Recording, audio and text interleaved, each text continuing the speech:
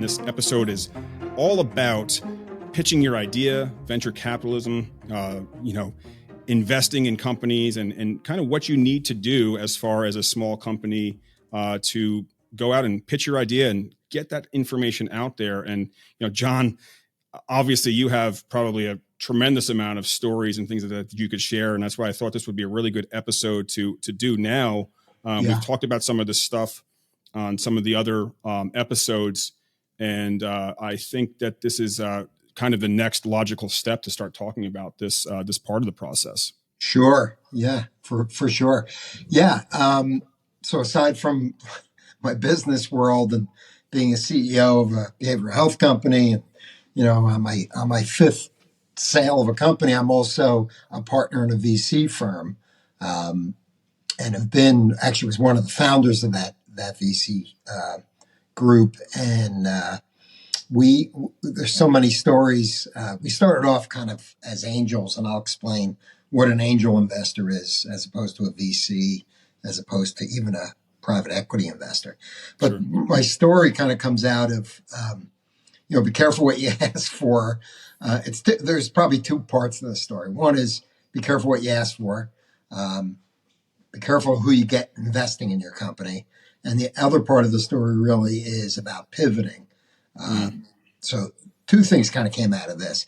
This is a story of a company that the fund invested in. I actually also invested personally in it, and I got a board seat on in the company. And what was interesting was, aside from my group investing, there was another venture capital fund that invested, and man, they were just brutal. They were just brutal to the CEO that started the company. The company was only about 4 months in, and they were berating him at board meetings. And I literally had to sit with the entrepreneur and actually spend time with him, kind of talking him off the roof a little bit, because he was, very beat up every time he talked to this private venture capital fund. And I think it's a lesson, and we'll talk about it later, but it's a lesson in making your choices and who you want to invest in and what does that mean. But it went on for, they invested probably about 4 months in, and it went on for a good year. Monthly, we had board meetings, and the CEO was just getting beat up every turn. Business wasn't working out great. Things were tough. But, I knew I had the belief in the entrepreneur. I just knew that this guy was going to make it.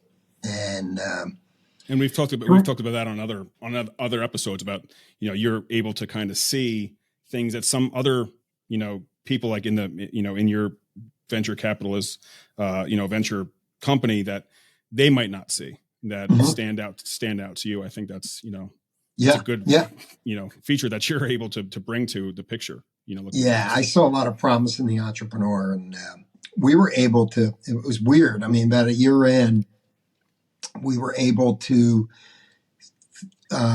Things weren't working out, and he was looking to pivot. And when we talk about pivoting, it means pivoting in basketball means keeping your foot on the ground but moving the other foot, right? Sure, kind of moving, making a little bit of a switch.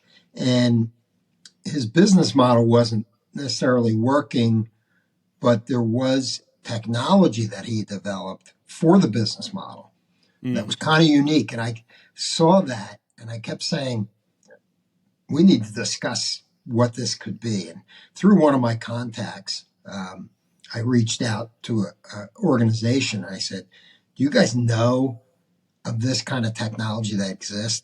And they kind of stepped back and said, no, we don't. And what we were able to do was actually pivot to that technology, even though that was not a revenue source for us. And I got in contact with another company that wanted to see the technology. We showed it to them.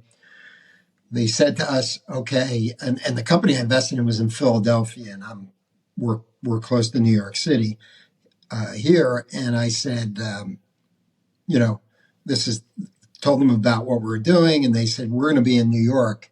And the CEO called me and said, I'm going to be in New York in at I'm flying in about 9 o'clock that evening, and I have meetings all day. But if you guys want to catch me at 10 o'clock at the hotel I'm at, I'll spend time with you.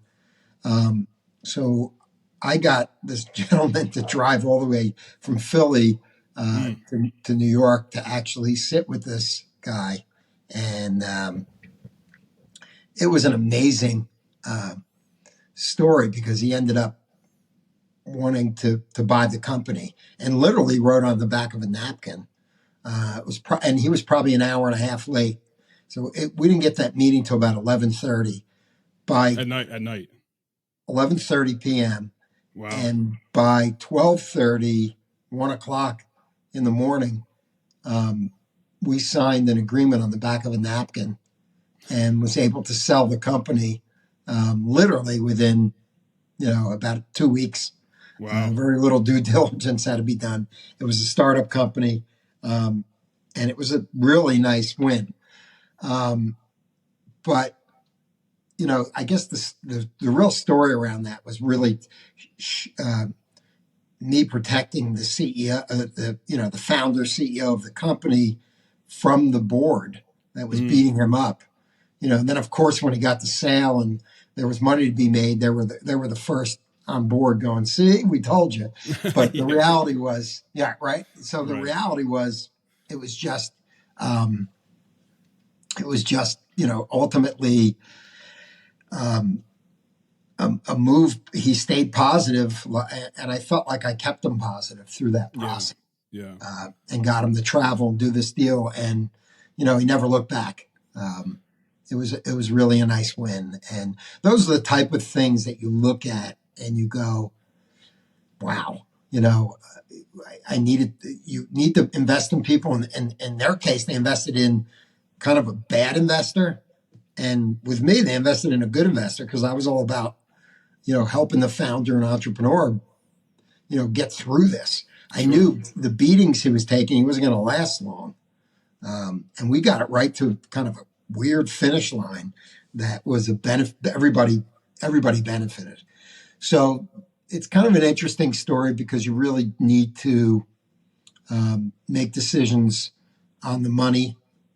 If you are raising money, what that looks like. Right. And, so we could kind of talk about pitching your idea, talking about, what a VC is looking for, or an angel investor, or even, even private equity. And I can explain those things as well.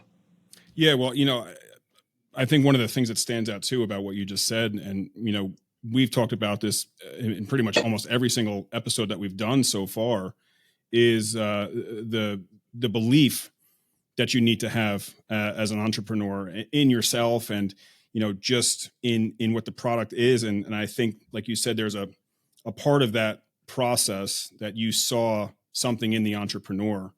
And was it that you felt that you needed to kind of work with them because you didn't want them to feel so dejected because of what the board was actually doing, and saying, hey, listen, you have something here, don't lose that belief, because that's such a critical part of the process of being a successful entrepreneur and having a successful startup, or even going into a purchase or whatever, or an acquisition. Did they have, one of the things too that we've talked about is having a purpose, or a story behind the company. Was there something there that you saw also that stood out? Yeah, for sure. I mean, there was a great story. There was, it was all those pieces that came together. He was, we talk about the jockey and the horse. He's the jockey. A lot of people in my fund weren't necessarily excited about this company. As a matter of fact, I was working with a guy at the time who was like so negative on the investment. But I ignored him, and I did my own investment into the company as well. So, hey, I'm not always right, and I'm not trying to go go with the fact that, hey, I did everything right. In this case, I did do everything right. Right. But ultimately, I do make mistakes. I have invested in bad stuff less as I've learned those negative investments, those great ideas don't always work, Mm, especially if you don't have the right jockey. If you sure. have a great idea and you got a great, powerful CEO, and we have a couple of them that we've invested in. One of the companies I can't wait for it to get to the end zone because I think it's going to be a big one, and it's all because of the entrepreneur. Mm, It literally, again, that particular company is very similar. They didn't necessarily have a sexy business model, um, but at the same time, you don't need that. You just need a great entrepreneur that's willing to plug away and make it work, right. and and with the idea of being able to pivot. I mean, pivoting is interesting because every business I've been in, I've pivoted. Mm, I started off doing something. NHA, my biggest win, uh, um, company I created and so forth, started out differently than where it ended. mm-hmm. Um, and it was a tribute to being able to ride the wave and try to figure out how to best get the customer to accept the offering. Um, and so I had to change up things. But it was all good, and that's one of the reasons too, Craig. I talk about not scaling right away because Right. you need that room to flex and pivot and move around and to see, is this the right angle? Is this the better angle? You know, those are to me really important. Right, right. You said another thing that's very interesting is that the business wasn't a sexy business model. It was really the entrepreneur behind it. In your experience, because I'm trying to learn this too, and that's one of the reasons that I'd like to get this wisdom from you because I'm going down that path and have been on Sure. that path multiple times and have segued off of it here and there, but when you think about the businesses that have pitched you and or pitched the board and all that kind of stuff, obviously not everything's a yes, and even the yeses are not always a success. Do you find that everybody that comes in though thinks that their idea is the greatest thing since sliced bread, and you kind of have to tell them like, okay, it's not too easy to recreate the wheel. You can try to create a better version of the wheel or a more Right. efficient version of the wheel, but what is it that kind of stands out, or the thing that really lets okay, this is potentially a really good idea, and this is potentially a really good entrepreneur, or the complete opposite, this is a really bad idea, Yeah. and I can't believe that you've actually made it this far, type of thing. you know Yeah.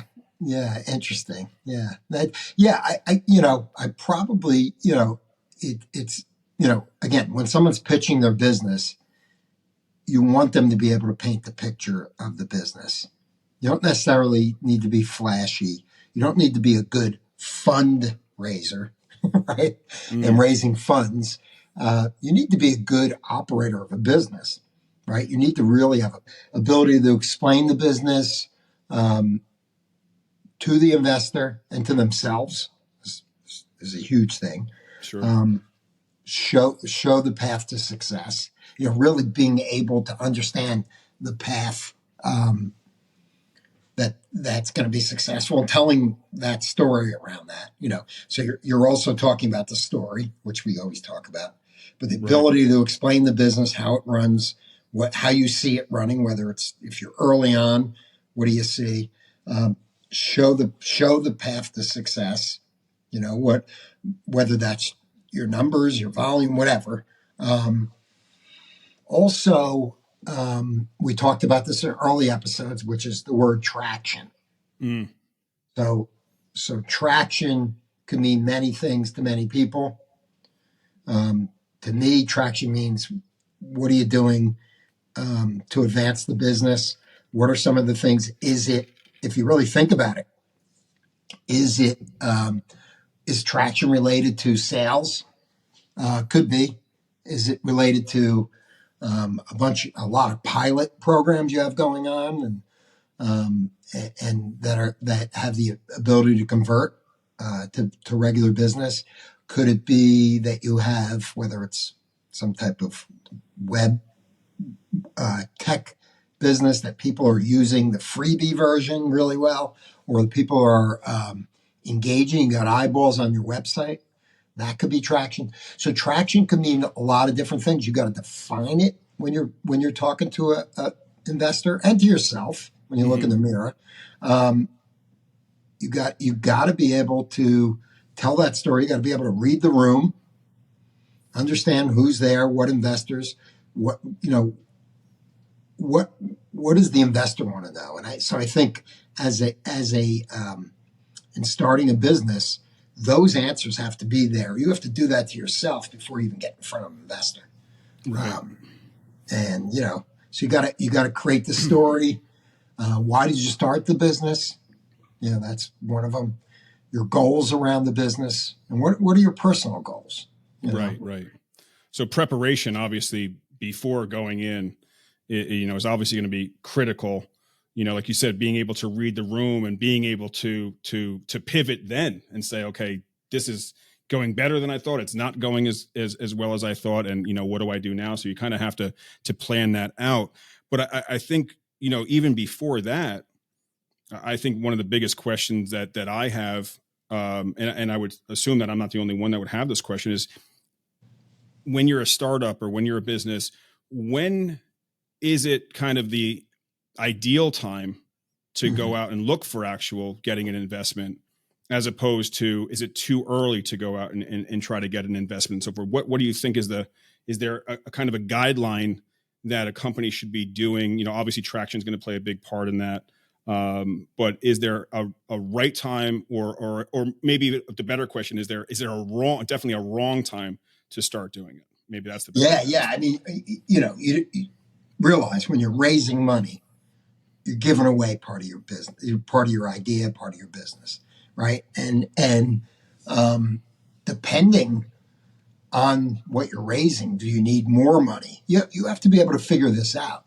So you could raise money in the beginning, and I'll get into details about angels and venture capital and even private equity, but mostly we'll talk about angels. And then there's different classes of angels. I'll explain that. But angel investors are, just quickly, angel investors are friends, we call friends, family, and fools. So these are people that will fund an idea, not necessarily something with traction, although there is a different class of angels called like super angels, which will get, they're kind of in between a really early stage and a VC. Okay. And venture capital is, of course, an adolescent company, but that has traction. Good way to describe it, right? So you can go angel, super angel, VC. Super angel is a little bit more like there's some traction, great idea, some traction. But, gotcha. But you got to realize you're giving away part of the idea, the business. So if you look at this and try to figure out, hey, I got to raise a round of funds to get us to here, and I got to raise more money to get us to here, and then another round of funding. So you got 3 rounds of funding. I'm going to give away 20% of the business each round. Okay, at the end, I got 40% of the business I own. Right. So those are, to me, things you have to think about before you go out and pitch. There are great companies that we've got involved in where they go, we're only giving away 20%. We think we want one investment. We don't need more money. And the CEO is going to maintain or at least control 80% of the business. The founder. So those are all things that need to be considered. Can you do without investors? Yeah. I mean, every business I started, there wasn't an investor. Right. I'm a little old school. Early on, investors didn't even exist. Angels, really. I mean, angel investing is kind of interesting because angel investing came out of Broadway plays, people that invested in Broadway plays back in the 50s and 60s. They were called angel investors. And then angel investor became part of anybody that invested in an early stage business. So, oh, wow. That's interesting. So that kind of has its roots to New York and Broadway. Yeah, no, I never, I've obviously heard the term before, and I've heard you mention it, multiple times. And, that's kind of what, the angel investor, I think, like you said, it's, the friends, the family, hey, it's a pretty good idea. Maybe. Yeah. Something else that you mentioned earlier was you have to understand business, or at least, for the most part. Now, I've talked to a lot of people, especially with, with what I do with a lot of the, the consulting and coaching that I do with, with YouTube and personalities and things like that. I can see there's a lot of people out there that have really good ideas. They don't know the first thing about business. They don't, they might have that entrepreneurial spark that they feel like they're being pulled to do something different than sitting behind a desk all day or whatever it might be. But their business sense is limited. It may be limited as even, is giving them a little bit more credit. Would you think at that point that would be where an angel would kind of come in and say, okay, this is where I can lend some of my expertise because of this? Or is that, how does that work? Cause I mean, I'm sure that's what's happened before, where you're like, this is a great idea, but you don't know shit about business, bro. Yeah. No, it happens often. And again, I would invest in those type of businesses if I saw the spark of the entrepreneur and I realized that, hey, he's a little bit, just starting out, doesn't understand all the pieces, which is a good thing in a lot of ways, right? You want somebody that's not jaded with what's going on in the world, but at the same time, you want somebody that's willing to learn, to absorb, and that's where I said smart money as opposed to, just money. If you're just looking for money and you're not looking for anybody to support you and help you, that's the wrong path.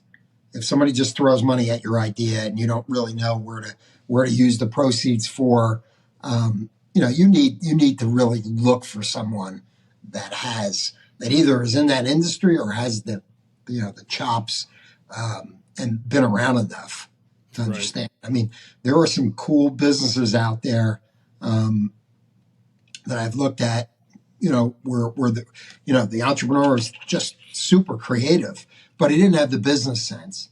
So you got to know yourself, that emotional intelligence, right? The whole concept of knowing who you are and what you are. I knew when I started all my businesses early on, especially the crashes and burns. Sure. I didn't have those skills. I didn't have skills that would, I just wanted to be successful, but I didn't know how to do financial. I didn't understand the operational piece of the business.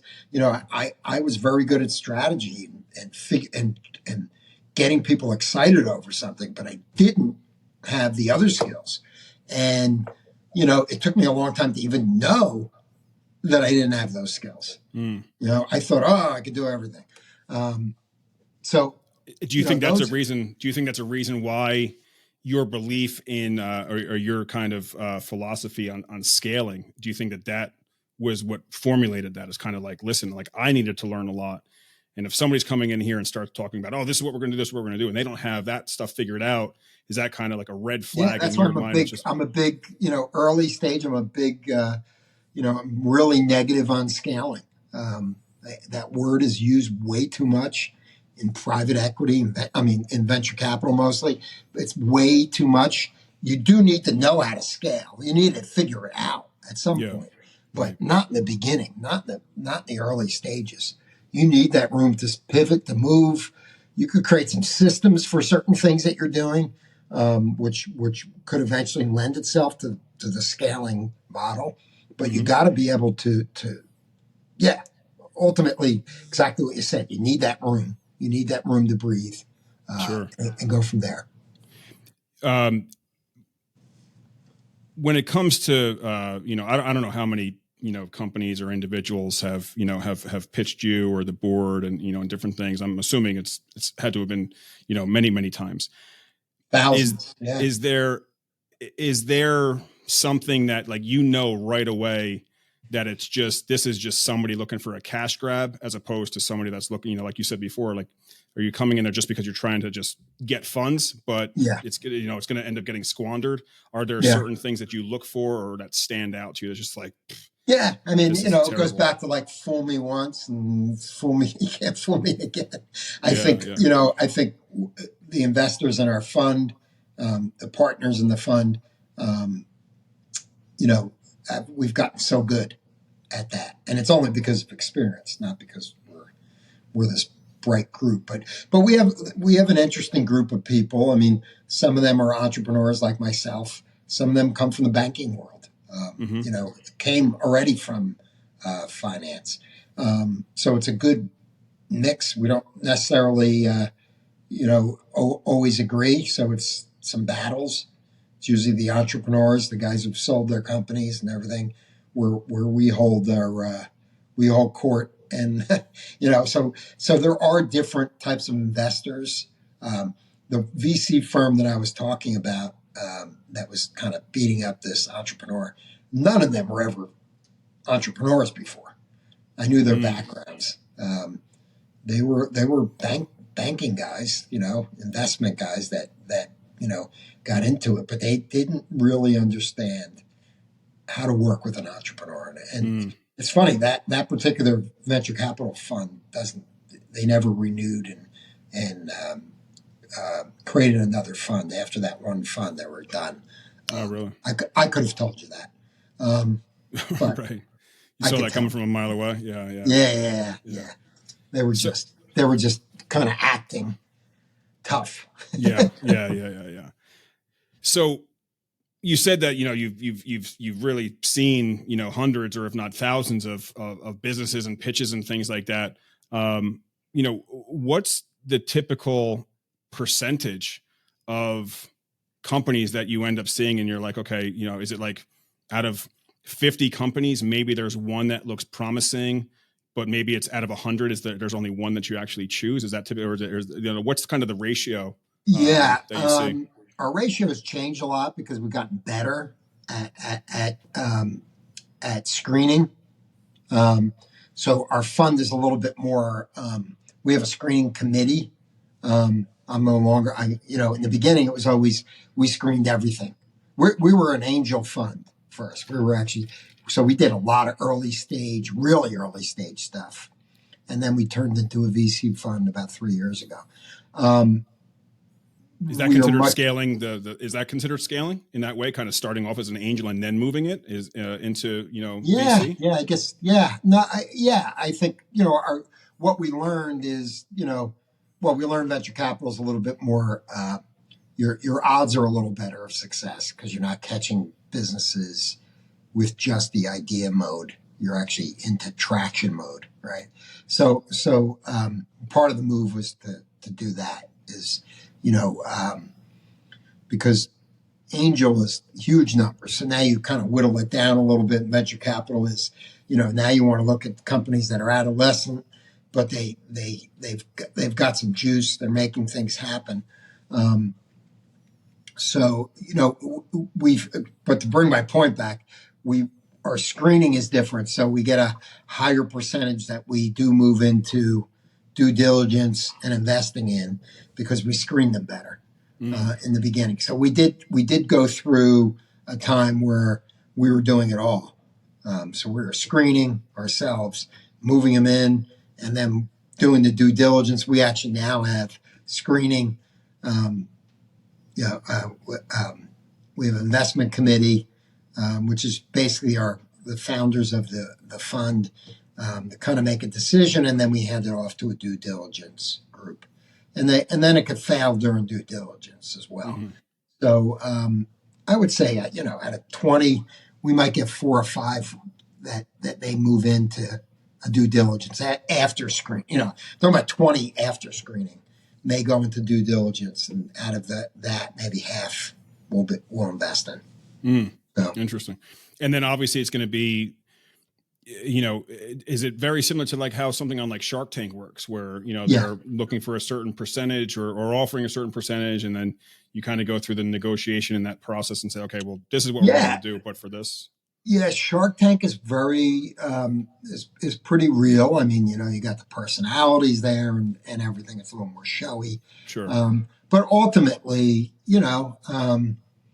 same thing holds true. If you don't know your numbers, I mean, they're catching these companies. They do get screened before they go on Shark Tank.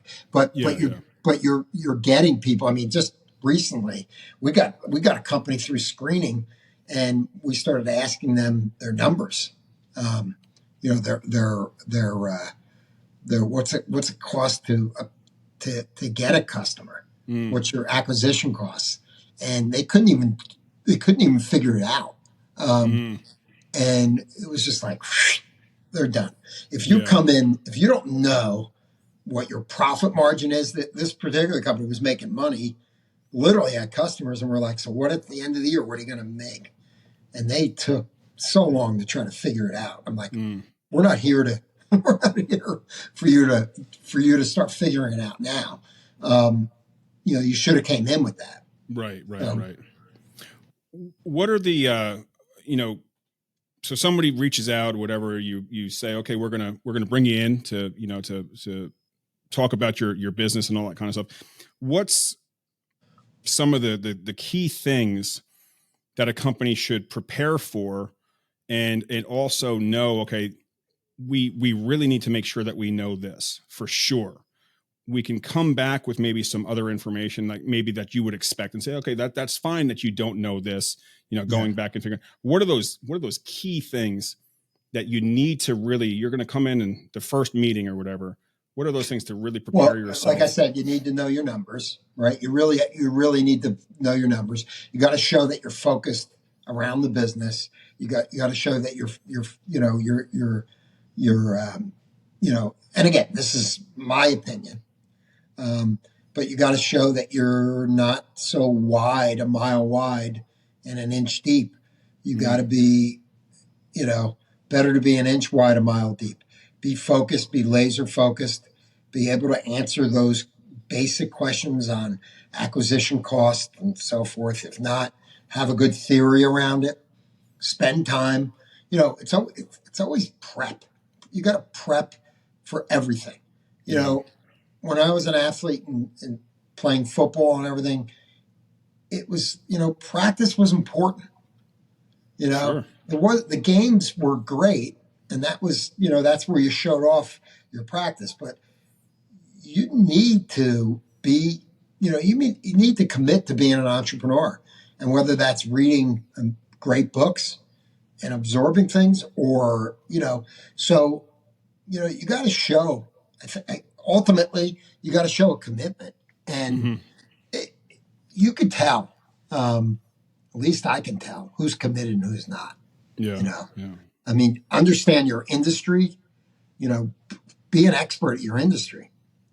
They talked about those 10,000 hours, right? It's nice to know when somebody's on that path, whether they're going through the 10,000 hours. But you really do. So it's, understanding the business they're in, understanding the hard work it takes to get there, keeping the concept around being focused. Here's where you're going. Here's where you're going. I mean, and being able to tell the story, right? The emotional part of the business, right? Those are all. And you kind of you've mentioned this on previous episodes too, that the story that you have now for multiple things that you've been involved in, you've figured those out, and you realized, okay, there's reasons why I get involved in certain industries and so forth, but it didn't occur to you until there was an actual instance that you ended up sharing your story with somebody, and people kind of like came out of the woodwork, which like, that's amazing. But prior to that, that was something that you kind of figured out, on your own. Yeah. Do you think that every business has, or every entrepreneur has a story that maybe they just haven't figured out yet? Yeah. Or maybe their story is just that they're, they just you want to take the easy way out and just try to get, funding and, squander it or something like that. But, do you feel that if a person can figure out that story behind the drive of what they're doing, or like you said, understanding the industry and realizing, my story is that I knew that the industry was going this direction, but I saw it from my experience that it wasn't actually it was going to go this, and that's why I started this, like, especially with things like AI right now. AI is, so many people are worried about, losing their positions at jobs and things like that. And I'm sitting there thinking to myself, like, well, if you're thinking that and realizing that that's going to happen, why wouldn't you try to do something about that and create the software or the technology that's going to do that, and sell that as a license to protect yourself and maybe protect some of the people that are your friends that you work with, or whatever it might be, or the industry in a whole, all those type of things. Is that, is that a story, being able to know your industry that well and just say, this is what I knew was going to happen, and I just prepared for it. And I think maybe a lot of people don't even realize that that's their story, and forget to even mention that. Yeah, no, you hit it right on the nose. I mean, you got to learn, you got to know what your business model is about, and you got to know the industry, and you got to, when I say you got to have a story, it's not like you make up something, right? Right. So it's more of, I got this idea. I want to create this business. The story doesn't just drop. I mean, some of my stories are kind of very personal. Right. They're very personal. I talked about my brother's suicide and why I got into behavioral health. I talked about my grandmother's black and blue mark, 30 some odd years ago. Right. And how it really kind of got me creating something. But yeah, my story, just like you said, my concept around my story didn't come until late in my business, when I just kind of was in a position to tell a story, and I didn't realize how it hit, and how it held on, and how people wanted to hear it more, and how people were asking me, tell this guy your story, and then, it became like a folk tale or something. And still to this day, people will go like, tell me your story about how you started that certification healthcare company, or tell me the story how you got involved in the behavioral health industry. Wow, that's interesting. So I didn't get into it for the story, but everything has a story. And yes, stories don't have to be so personal like mine were. It's nice if they were, because it does tug at the heartstring. But ultimately, if you're an expert in an industry, tell the reason why you got in it. Why you're starting on your own, why you feel like, there was somebody said, I want to be like, recently I met with a young guy, and I do this often. I spend a lot of time with young people, and he was telling me about what he wanted to start a business. But first thing he said to me was, I really don't want to work. I really want to, everybody got this concept, I want to create passive income. And I get it. Everybody wants to create passive income. You got to work hard to get to that point. Knock on wood in my life, I have passive income. I have investments that I've done from the sales of my businesses. But that wasn't my goal. My goal was to build the business. And for me, I think, Craig, and I think this about me too, it's never, for me, it's not the end game.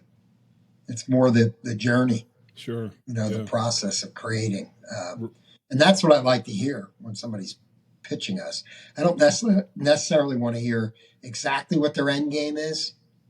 I mean, it's nice to hear, hey, I'd like to sell the company at some point and live the American dream. As an investor, I want that. Sure, right. But ultimately, I have to hold myself back from that. That's not as important to me as it is that they want to build a business, and they have a motive to build that business. They have a story behind the business and all that. Gotcha. What if you could narrow it down to the ideal situation or the ideal candidate that kind of walks in the door?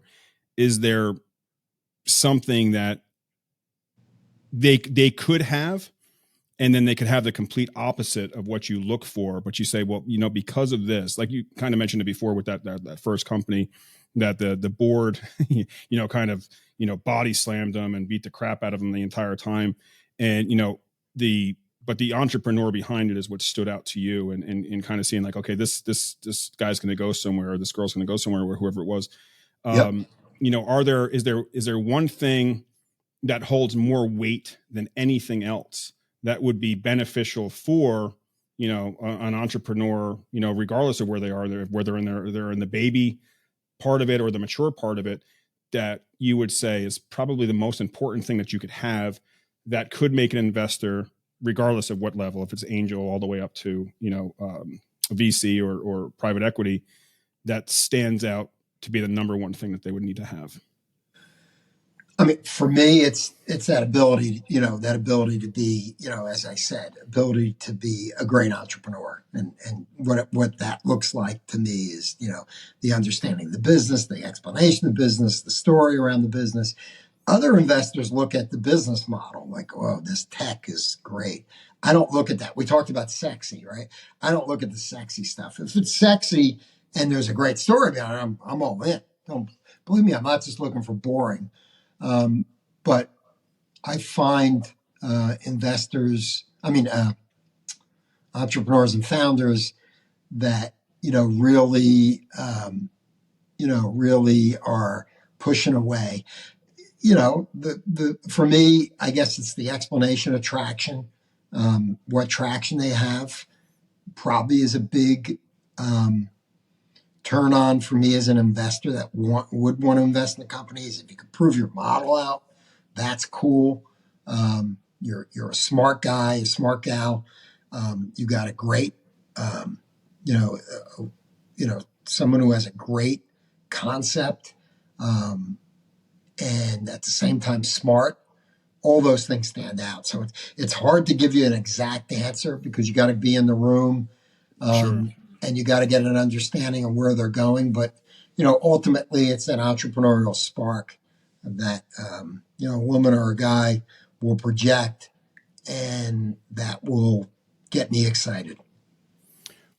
Do you think that they had to have been through the trenches yet to make it something interesting? Or do you pretty much know, okay, like, hey, you're at a pivotal point where you're going to hit a trench soon. Yeah. But I think that you have the story or the purpose behind the business that's going to allow you to push through that, but it's coming. You can are you able to kind of foresee if they haven't yet? Yeah. It's kind of a catch-22 for investors, right? They go, oh, you failed at this.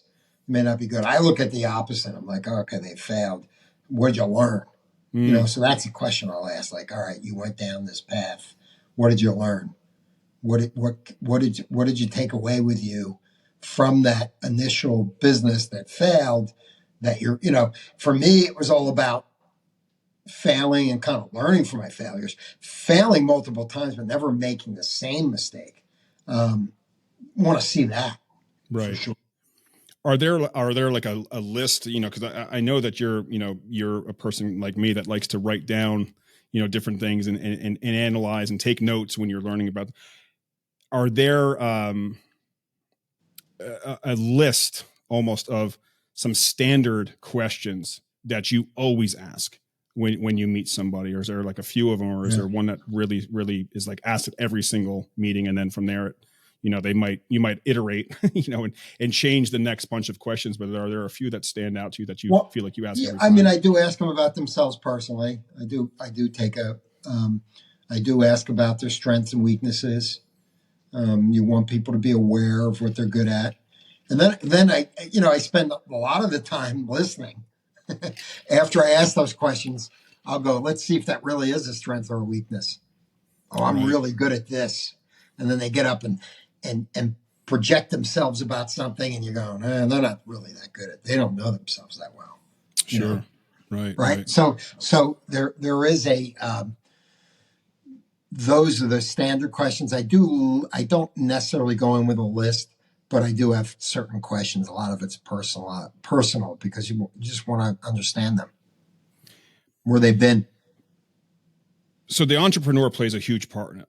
The For belief in me, it does. themselves, the story. But is there something for you that you might see rainbows pouring out of the entrepreneur? Everything might look good, but you just say to yourself, this is not the business for me. This is not something that I would ever invest Yeah, in. Are there? yeah, there are times. There are times where you look at something and go, I don't even see this business model working. And that's usually when I don't have faith in that person. So I'll look at Well, them is and there go, is there actually like a like I've heard people say, when I've been doing my research, that some people are like, I would never invest in this type of company because it's too volatile. I heard a significant part about that, especially when COVID hit and all the lockdowns happened. They're like, I would never invest in restaurants because restaurants are just one of those things that's very difficult to do, and I just don't feel like it's in my expertise or whatever. But is there a specific type of business that you would be like, I love the yeah, entrepreneur, they look, but I just can't get behind this business model because it's too volatile, or it's just I just don't feel like it would work, or that I could offer enough to it, or is there something that yeah. stands out Well, that is a business model that? I told my wife to shoot me if I ever invest in a restaurant. Oh So, yeah. so, Okay. so that is Maybe you were that. probably one of those people that I heard that from then too. Yeah, yeah, yeah. No, Because you know what? It's more of a fear of mine, to be honest. I think I'm in awe. I really step back. People could say, "Oh, hey, you're really successful. You've done this. You've built 5 companies. You're involved on boards. You've sold companies. I've been through these trends, all this stuff." But I'm in awe. I'm not. I'm not.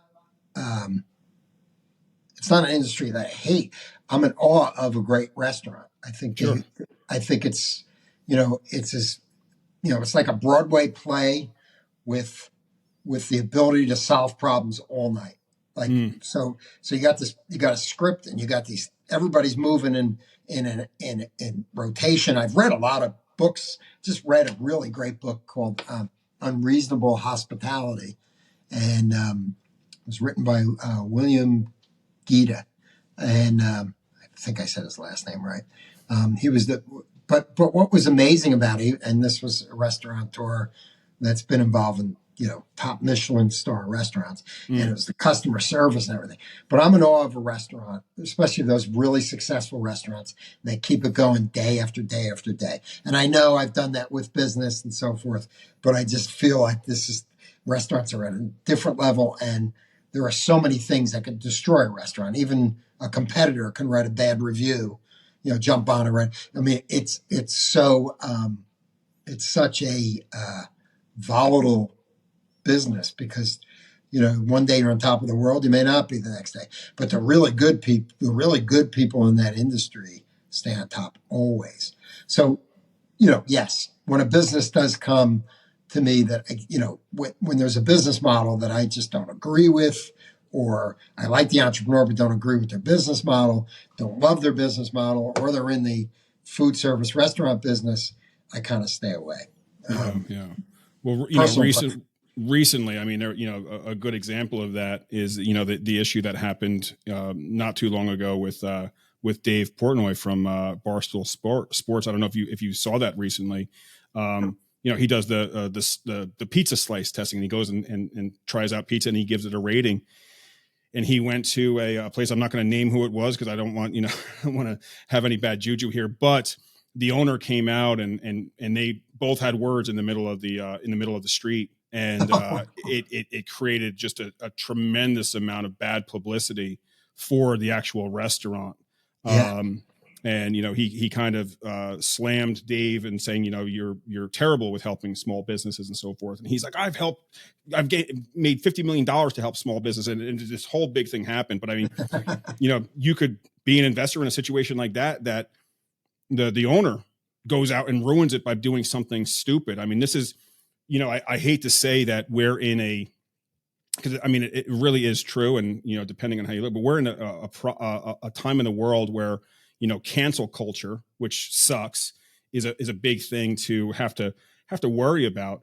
Are those things that you think about as well when, somebody comes in and say, okay, like, this is a really cool business, but the the guy behind it might be a little bit of a hothead or a little bit rough around the edges. And, could there be an issue down the road where our investment gets screwed because this guy goes out and does something really, really stupid? Or is there no way to really tell that? And you just kind of, hope for the best and, just look at the numbers and, Well, yeah, again, you got to really understand, you got to be able to read the entrepreneur. And again, the reading of all this is not an exact science. So they could, go off the deep end and do some negative things about their company.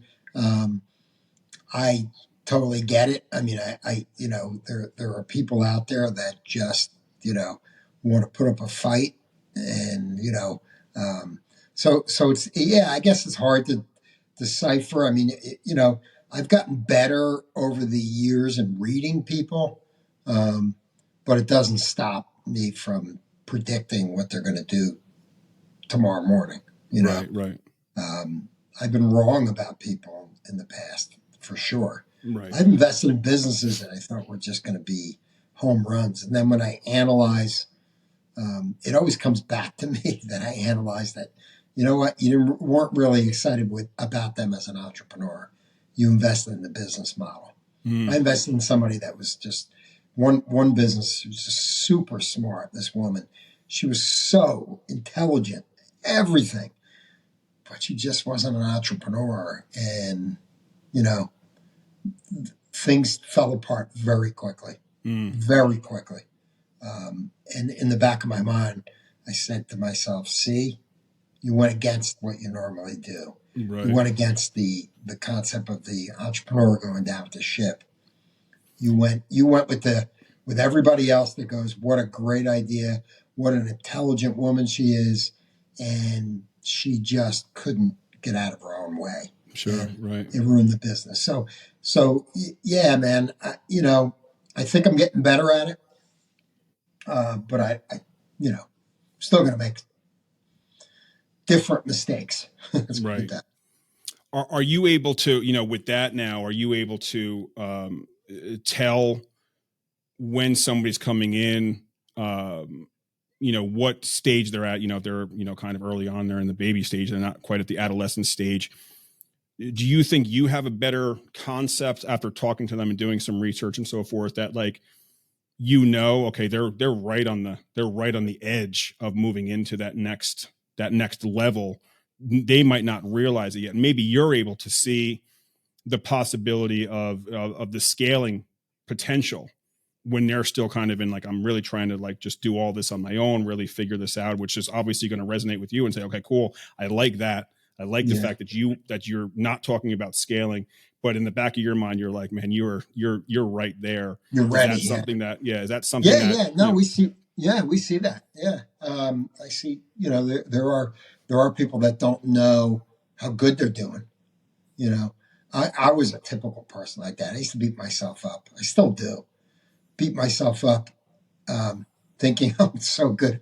I'm good at something. And I mean, beat myself up and act like I'm not good at it. And then I realize and I hear people say to me, you're really good at this. So, learning to, to get that feel around the business is important.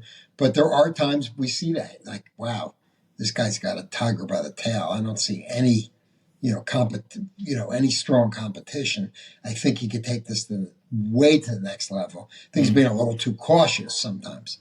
You got to, that goes back to the hidden path, right? You got to be able to be a little ambiguous about the future at the same time with your feet planted on the ground. Remember, like that, what I was talking about was like that you want to look at an entrepreneur and see those three pieces. And I'm trying to remember what they were. One was the ability to really want more than others want, like that you deserve more. Yeah. Coupled with I'm scared shit Yeah. to move forward. Right. But I'm going to move forward anyway. But I'm scared. I'm Mm-hmm. dealing with fear. And third is I'm doing these two things going on in my head, and yet I'm remaining focused. Right. So those three pillars that I talked about, to me, is so important. I try to look at that when somebody's pitching. Is like, do they got that? Do they? Mm-hmm. You know, it's good to see a little fear in them. I don't necessarily get so excited over people that are so positive of their results. And what It's about nice to be confident, but I you know. Yeah, that's what I was going to say. It can sometimes you look at somebody and say, I think you're a little bit too overconfident. You need to drop yourself down a peg. Do you ever say that to somebody, like when they are pitching, like, listen, man, like you have something here, but I think, or maybe you talk about it with the board and say, hey, listen, everything looks good, but man, the guy's way too confident, or the girl's way too confident, Well, and they haven't been through that stuff yet. Yeah, we've gotten pretty good. So, one of my partners, Richard Maggot, our fun soundboard. One of the things we do now is we actually do a test on the entrepreneurs and their team to see where their skills are and what they're good at, and whether it's almost like this is directions to this particular entrepreneur. When you get the results, and they're really accurate. I've done it with myself too. I know a lot about. I knew going in, but when you answer these questions, I mean, it's amazing. You answer these questions. I do it with all my teams, and my staff, and at Thrive. But you look at it and you go, this is what this person. A lot of my stuff is that I'm a bottom line type of person. I'm not detailed. I'm definitely big picture. And my goal is to, and I knew that. I always knew that, which is nice. And I always knew that I needed to get people to help me, move things forward, move the ball forward. I had the brilliant ideas, the bright ideas, but to get you nowhere without the, contemplation without action. And Right. I, when I was able to get somewhat successful, I was able to hire people that could make that work. It was difficult in the beginning, being maybe in a lot of ways a dreamer. That probably fueled some of my early unsuccessful businesses, that I was really good at the concept, the idea, getting things started, but not maintaining what I needed to maintain. And when I was able to hire people to do that, that's when things just lit up for me. Right. That's when my life changed. And I know you can relate to that in a lot of ways, because I know you well. You're a lot like me as far as, coming up with the conceptual idea. I think you're actually even a better facilitator in moving it forward.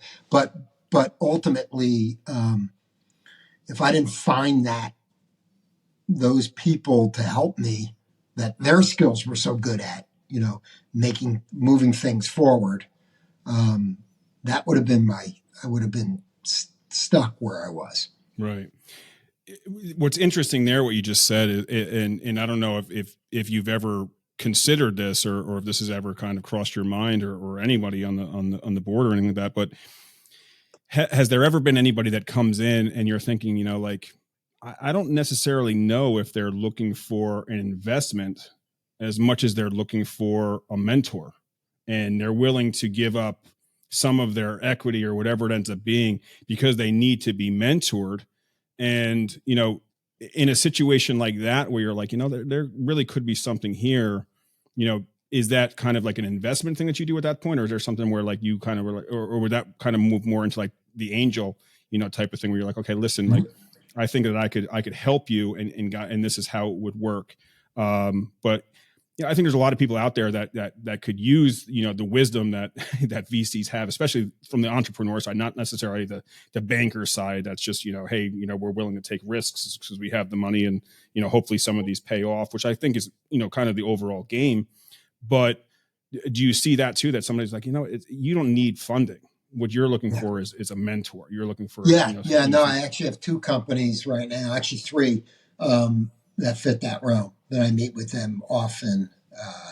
Younger, most of them are younger entrepreneurs. One's a little bit older, but out of the 3, 2 of them are younger, and they are interesting. I sit on kind of their board, but yes, kind of fit a role as a mentor. And I like that. I like doing that. I mean, unfortunately, you can't do it for everyone. There's a lot of them I would have liked to have, but I just, different times in my life when I'm available, not available. But people have to be willing to take the advice too. A lot of people don't like to take advice. They feel like they're the expert or, whatever. And these 3, I never put a dollar into the businesses. One I'm considering.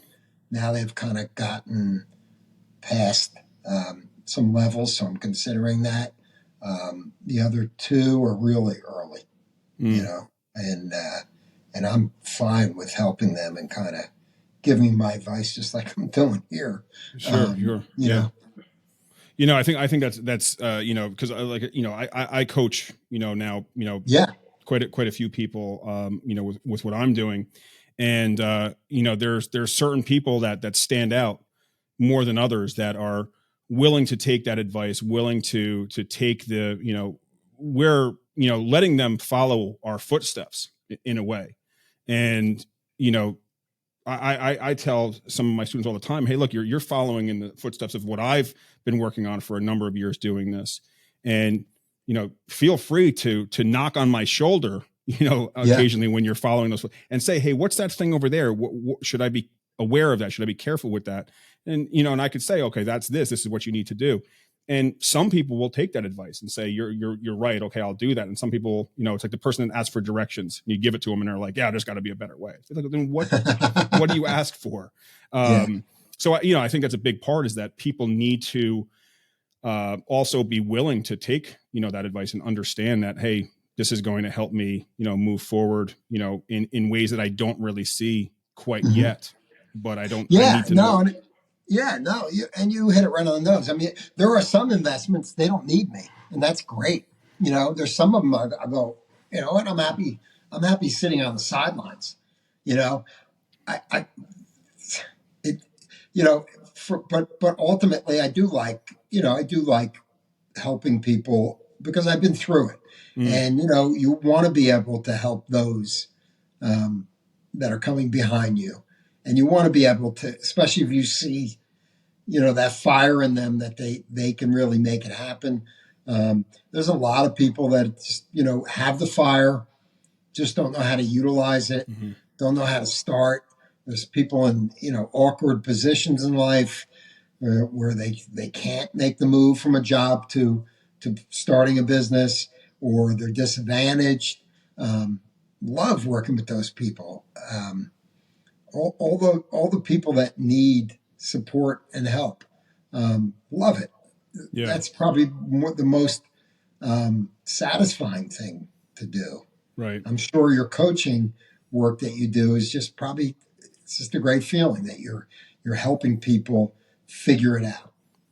Especially when they listen, when they listen and they use the advice, and then you could see that it works for them. And, it's even one of those things. And, I don't even like to take the credit. I kind of like, hey, look, I'm not hiding anything. I'm not keeping anything against my chest or under my sleeve. I'm sharing this with you because I want you to be successful. You take the credit for that because you actually listened.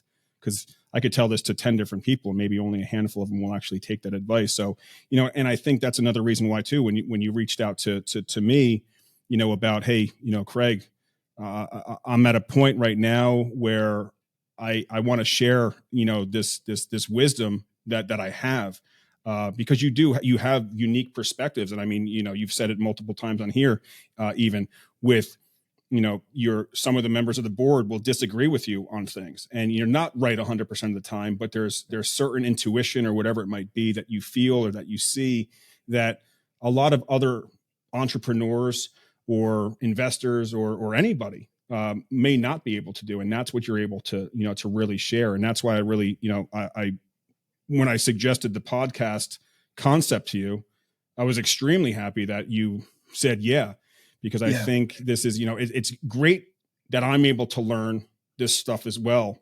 Because it's stuff that I try to study and I tell my students this too. You can go and find experts out there, but are you wise enough, or do you have enough knowledge or experience to know what's the relevant information and what's the information that isn't?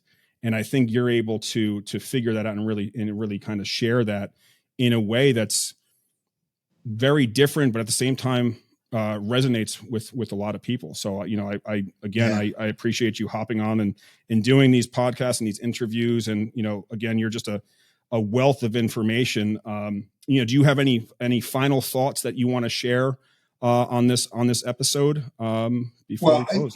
I want to also return the favor. You are a wealth of information for me too. I learned a lot from you over the years, and I'm still learning. I mean, I think, I guess the big thing to share is that we're all humans, and we all make mistakes, and we all, we have our philosophies on life. We have our theories.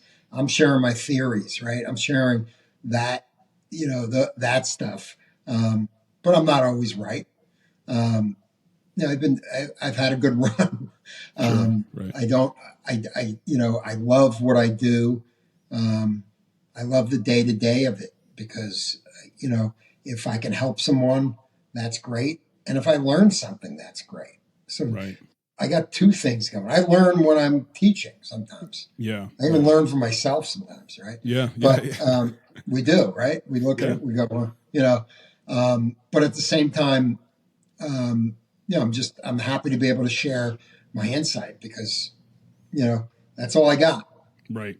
My insight. That's and there's a lot of insights that you've shared, and I can't wait to keep sharing them, with you. And again, thanks so much for joining. I know that you're away. That's why we're not in person like some of our other. So enjoy yourself for the next bit, and we will catch all of you on the next episode. Thanks so much for listening. Take care.